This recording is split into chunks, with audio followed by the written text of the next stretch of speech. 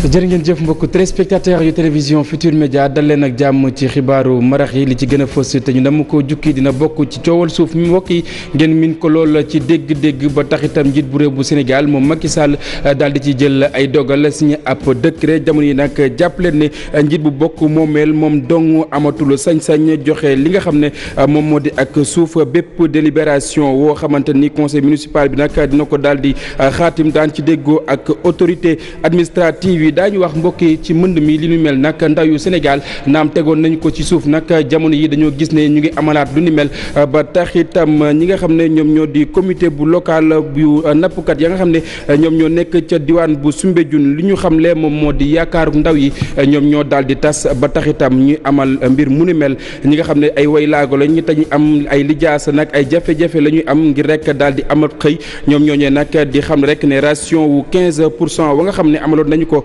ci assemblée nationale nag jamono yi kenn daal du koy xaatim lu ñeel nag li nga xam ne moom moo di fonction publique sénégalaise mbokk yi li lépp tënk la bu ngeen taaxirloo tuuti ma dikk ñu faram fàcce.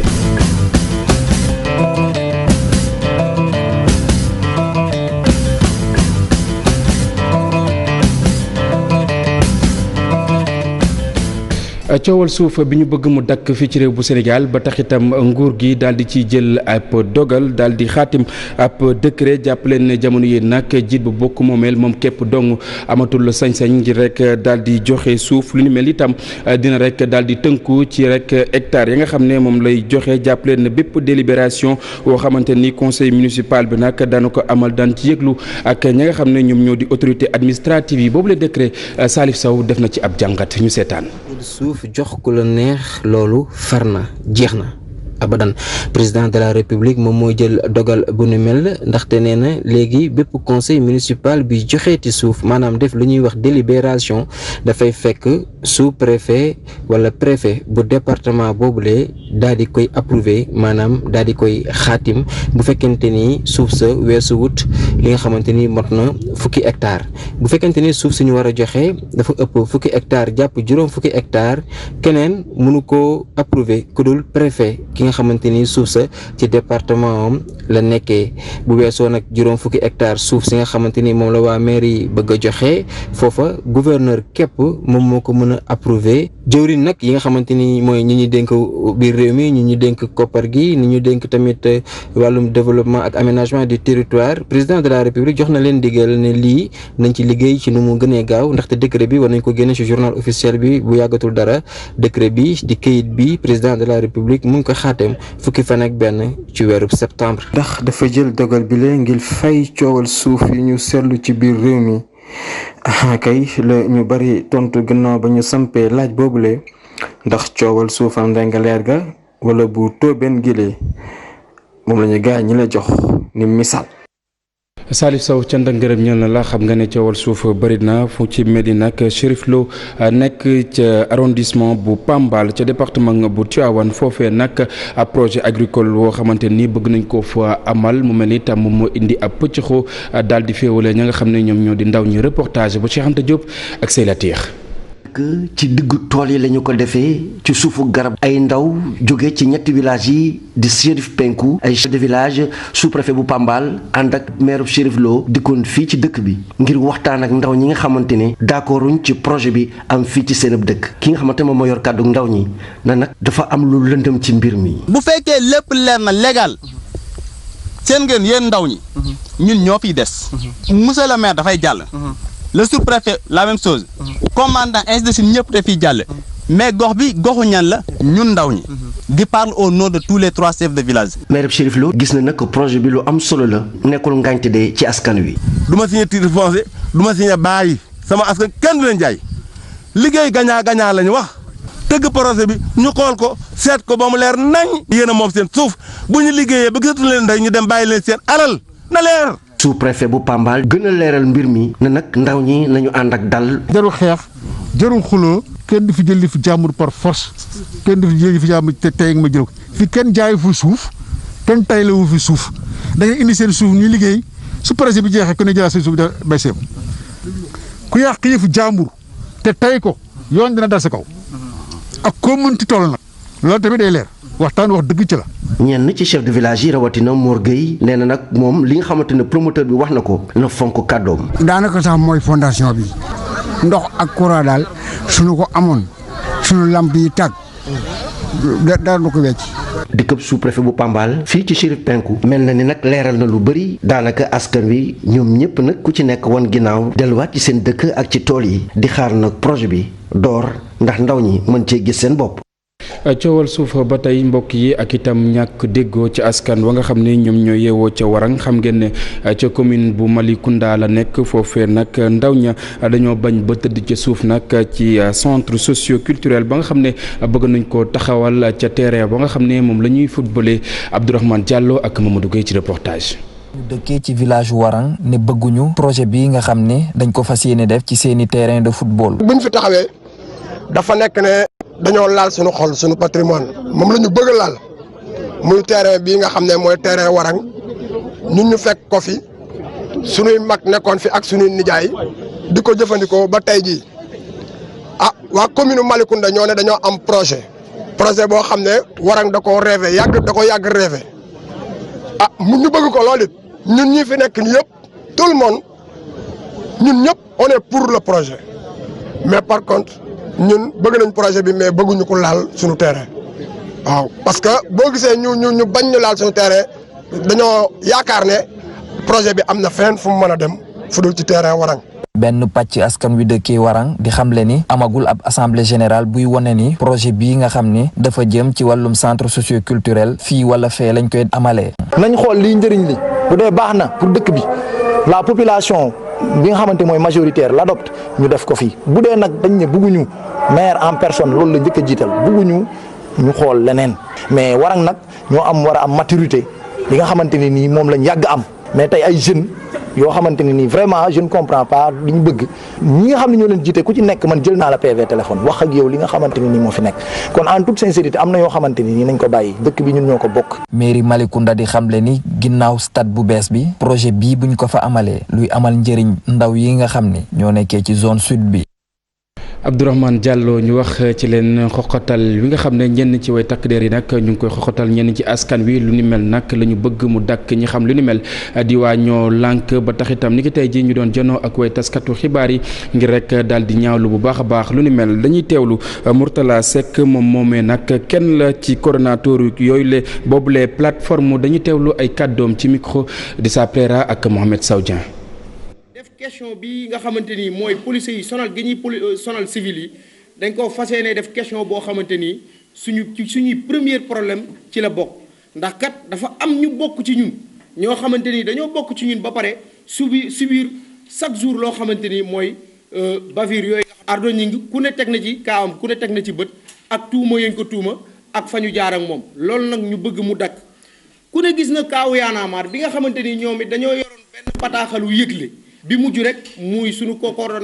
coordonnateur Pape Abdoulaye Touré nga xamante ni moom ak ay yenn étudiants génnoon nañ ngir rek def point de presse ci yenn yoo xamante ni da leen a naqari ñu jàpp leen tëj leen pour wane ni kat réew mi citoyens yi ñoom ñoo ko moom citoyens yi ñoo prime ci lépp loo xamante ni moo nekk ci voie wu yoon. bataaxal bi nga xamante ni procureur jël na ko ngir bàyyi loo xel encore une fois policiers yi ne leen kat ci diggante ñaar ñoo xamante ni ay citoyens lañ. ci wàllum njaayam jënd bu ngeen fekkeetee coow am ci na ngeen tey te xam ni seeni compétence dafa limité foofu. mbokk yi lu ni mel maa ngi leen ko doon junj bu ñuy door yi la jotaayu xibaar ñi nga xam ne nag ay way laagu lañ li ñu xamle moom moo di ngir rek ñu amat xëy ci réew mi nag te ñu am ak seen ak lijaasa jafe-jafe la ba tax itam ñuy xam rek ne ration wu 15% yi nga xam ne wote woon nañu ko ci assemblée nationale ba suñu jon yàlla tey amul lenn loo xamante ne ni daal nañ ko ci respecté fonction publique sénégalaise la ñu joxoñ baaraamu tuuma ci yooyu la jamono ñu teewlu reportage bu Fat Bintou Konté ak Amadou Ba. jàng ba pare war a liggéey te du liggéey te pourtant way laago bi dafa war a am jabar am njaboot fondé foyer comme ñëpp mais loolu mënu ko am tant que amul liggéey. moo ne de ñoom ñi nga xam ne ay waay laago lañu dañuy am jafe-jafe fii ci Sénégal ngir am liggéey. doon na lu jafe mais du warul nekk lu warut a jafe parce que c'est pas du tout normal parce que mënu ma nangu way laago bi di jàng ak jànge fii au Sénégal ni méttee nga jàng ba am yenn lijaasa yi war a liggéey doo liggéey loolu moom c'est pas du tout normal du lu ñuy rafetlu quoi et du yoon aussi. moo ni di ñoom handicapé yooyu nga xam ne dañoo yor ay diplôme ratio 15% bi nga xam ne nguur gi daf leen ko jagleel fonction publique sénégalaise respecté wu ko. bu fekkoon rek respecté nañ 15% yi parce que ñun booy laago yi nga xam ne am nañu ay diplôme am ay lijaasa matuñu sax 15% boo boole woon lépp au total matuñu 1%. donc régler seen problème yomb na régler seen problème lu yomb la bu fekkoon rek mais respecté wuñu ko gis nga bu ñu def chaque année ñu leen jël 15% yooyu duñ ko mën a am mënuñu am sax 10%. kon donc yaakaar naa ñu loolu seen problème réglé ko lu yomb la.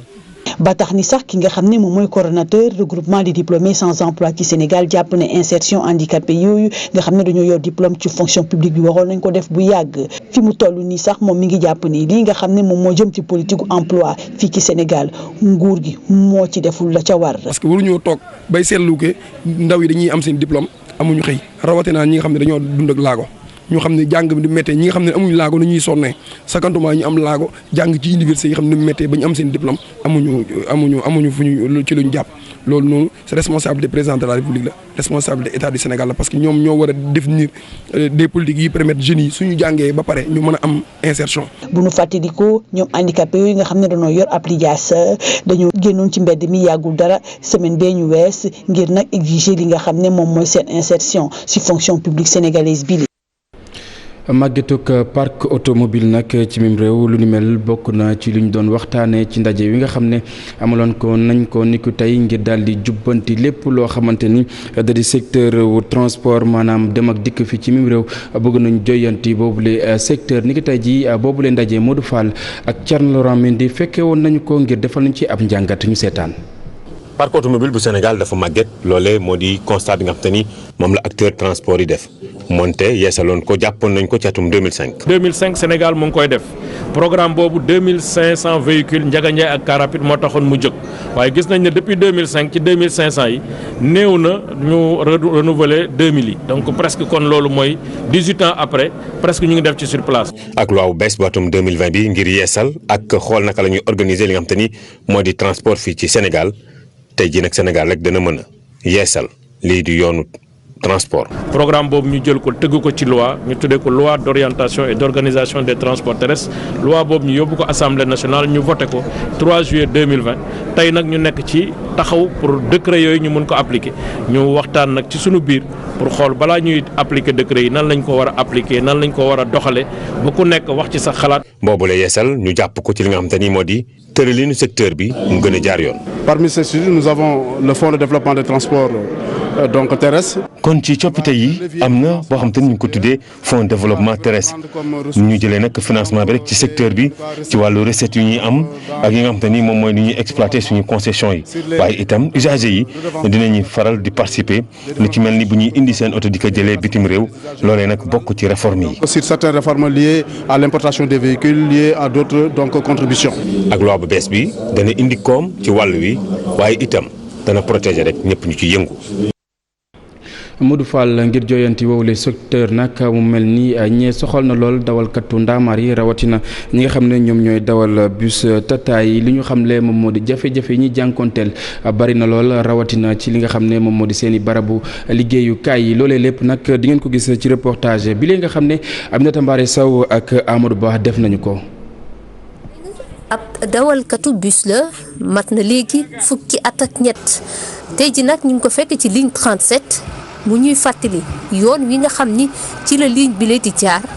bu ñu calculer lépp mat na 40 kilomètres. ligne 37 actuellement bu jógee nii Colodel day jaar Colobane jaar autoroute dugg biir Maris après jël autoroute dem Pikine Rue 10 dem Guédiawaye Amo 6 jaar yoonu géej gi. génne Malika dem Kër Massar dem Apix waaw gudd na moom 42 kilomètres la. distance boobu nag bés bu ne daañ ko def ñaar ba ñetti yoon ci bés bile mu doon lu metti lool. 5 heures ñun la ñuy kii fi la ñuy déparé fii mais souvent dañuy nekk tali bi ba ay 23 heures et quelque ci embouteillage bi. premier quart mën nañ def 3 boo yabee dernier quart mënoo def 3 ndax day guddi. jàmbat yi bëri na lool ci dawalkatu bus yi le. comme genre limon la ñuy def rek dañuy pàccal ba kii rek ñu sànni jël beneen. waaw maanaam gëdd bi chauffeur war a am ci aftu bi ci transport bi nii gëdd boobu moom chauffeur amu ko. fii ñu nekk nii sax amuñu fu ñu toog bu doon taw sax du ñu am fu ñuy toog de un du toilette du problème mu xam nga nutrition bu ñuy dundee affaire yooyu yëpp dañ ci am problème boobu. moonte seen teewaay ci transport public bi lu am solo la. Surtout moi, je suis en contrat. Vraiment, je suis bien en charge avec le patron. looloo waral tey jii sax ab ndaje daal di am diggante ministre des transports terrestres ak ñëpp ñu yëngatu ci wàll woowule ñu xool ci yan anam la ñu mën a améliorer seen conditions sociales ndax liggéey bu mucc ayib usagers yi gis ci seen bopp. mbokk yi xam ngeen ne lu soxal nag wàllu mbëkk mi maanaam jël gaal dem ci réew bu tugal ndaw réew mi tegoon nañu ko ci suuf waaye mu mel ni nag jamono yi mbir mi dafa gën a jéggi dayoo ba tax itam suñu ay ndaw doxantu woon nag foofee nga xam ne moom moo di ca Soumbédioune ba ñu demee ñi nga xam ne ñoom ñoo di comité local yu nappkat yi nag ca wowulee wax nag li ñu xamle moom moo di ndaw yi dañoo rek daal di ñàkk yaakaar ba tax itam politique bu gouvernement bi dafa xaw a lajj Alxasan Ba ak Mohamed Saw Dieng ci reportage. jëlaat nañu géej gi wutali tugal ndaw yi nga xamante ni ñoom dañu nekk ay candidat ci immigration clandestine ñii moom jot nañ leen teg loxo ca Fimela fii ca Soumbédioune nag président bu comité local ñi nga xamante ni ñoom ñooy nappkat yi nee na jotagul xabaar ni am na ñi nga xamante ni jot nañ fee jaar ngir wutali bi ci réew. loolu moom amagu fi dégg nañ ko nag. li waral li nga xamante ni nag moo di tàmbaliwaat mbëkk mi moo di ne ndaw yi ñoom ab déception la ñu amee. jeunesse bi réew mi da leen a soxla waaye nag vraiment tey ji bu ñu toogaatee tey ji ba jeunesse bi tey ji jëlaat seeni bakken di ko taylawaat ci gaal yi di dem di reyantewaat pour dem bitim réew tey ji vraiment am na loo xamante ni nii boo xoolee ba ci biir ñoom seen bopp déception la ñu am ci seen biir. Issa Fall ñi mu joxoñ baaraamu tuuma moo di kilifa yi. ndax jàpp nañ ne lajj nañu ci mbir mi ni mel. bari na ci quai de débarquement yoo xam ne agent yi fa nekk sax ay agent wu état yi fa nekk sax dañoo manqué pourtant xale yooyu nga xamante ni dañoo takk seen tubéy takk seen i daal doo ne dañuy dem bitim réew ñu ci bëri su koo ci gis dafa jàng ba ne ar ñii ay bachelier la ñii ay niñ koy waxee te ay diplômé tey jii ñooñu tey jii bu ñu leen jëloon tey jii intégré leen ci secteur de la pêche defal leen ay formation manquement boobu di am ci au niveau de l' administration des pêches dinañ ko mën a combler. mais tey jii loolu lépp dara amu ci information yi ñu leen defal information yi bu dul programme yoo xam ne day jógee bitim réew benn ONG ñu andi ko ñu traité ko du yegg fii du yegg fële. ci vidéo bi ngeen di gis nag nga xamante ni ca île Canaries lañ ko amalee soxna sax mi ngi wax ne lu ëpp juróom-ñaari junni ay clandestins ay sénégalais bokk ci jot nañ leen recensé diggante janvier ak niki léegi. te jot nañu yegg ca Tenerife ñenn ñi sax bu ñuy ñëw léeg-léeg dañuy àndaale ay néew Issa Fall ci li ni mel mu daal di interpellé waat ñi nga xamante ni ñoom ñooy kilifa yi. Alxasan Ba ñàkk ba kaaraange ca diwaan bu Saly mu mel ni nag ñaari doomi aadama ñoom ñoo fa daal di faatu kenn ki jàppale ne du doomi réew mi maanaam du sénégalais moom moom nag ñu ngi ko fekk mu faatu fa nga xam ne moom moo di ca makkaanam ñaareel ba moom ab mécanicien la woo xamante ni dañu ko rek daal di jam ginnaaw ab coow ci yooyu la jamono itam ñuy sàkku ci police ba fa nag mu daal di wéyal ab enquête ngir rek ñu jàpp ña nga xam ne ay samba boy lañ nekk ca gox ba di defi ñaawteef wile xibaar suñu ndaw la nga xam ne moom moo nekk ca diwaan bu Mbour Abdourahmane Diallo moom moo ñu ko baaxee du ñàkk itam daañ ci ñëwaat ci suñu yeneen jotaayu xibaar mbokk yi ñu wax ci leneen ña nga xam ne ñoom ñoo dëkkee ca Giro Yero Bokar nag xam ngeen ne ñooñee ay njabootuk Abdoulaye Baldé la ngeen di fàttaliku moom mooy ndaw lu réew Sénégal wa nga xam ne daal nañ koy faat ca Libye askan woowee nag li ñu mënta nangu moom moo di tekkaaral wi nga xam ne nguur bu Sénégal daal dina koy def ca woowule wàll Abdoulaye Diallo ca diwaan bu Kolda.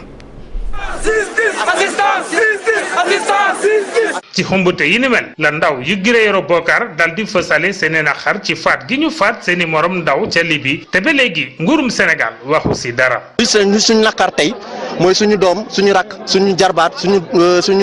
ki nga xamante ne moom la ñu rey Libye nuñ ko reyee ci li nga xamante ne affaire racisme la dëkkoo fi yow nit ku ñuul nga loolu lañ ko reyee loolu la ñuy naqarlu tey lu ñu gën a métti dëj bi ndogal yàlla la munuñ ko war rëcc mais li nga xamante ne autorité sénégalaise ñi nga xamante ne ñu ngi représenté wu ci mairie bi ci arrondissement bi ci comment dire département bi ba ci région bi ba léegi bu ñuy wax ak yéen nii gisuñu fi kenn. ñoo ngi sàkku nguur gi taxaw si ba yoon mën a addu ci mbir mi. ñoo nguur gi ñu leeralal ñu mbir mi ñu toppal ñu mbir mi ba ñu xam ñun pour lan ñu ñuy rey comme ay muus comme ay nag comme ay mala. Très bien. Te du am justice bu weesoo loolu nguur gi xam ne famille bi amuñu dara ci ñooñu la ñu yaakaaroon rey nañu kenn ki te nee nañu balaa nit mun a tàccu am ñaari loxo te benn loxo du mun a tàccu te fu mu nekk ni foog ñu jàppale ñu amal ñu justice et assistance loolu la ñuy wax justice et assistance. ñoo ngi si ñaaxalit nguur gi ndax ñu fexe ñi ndaw yi ci dëkku kaw yi amee xëy ndax ñu mën a woon ginnaaw tukki jël gaal la. ñoo ngi ñaan gouvernement bi le maximum d'emploi possible ou bien les sources génératrices d'emploi yi nga xamante ne mën nañ ko def ci àll bi c'est pas seulement les villes qui sont dans le Sénégal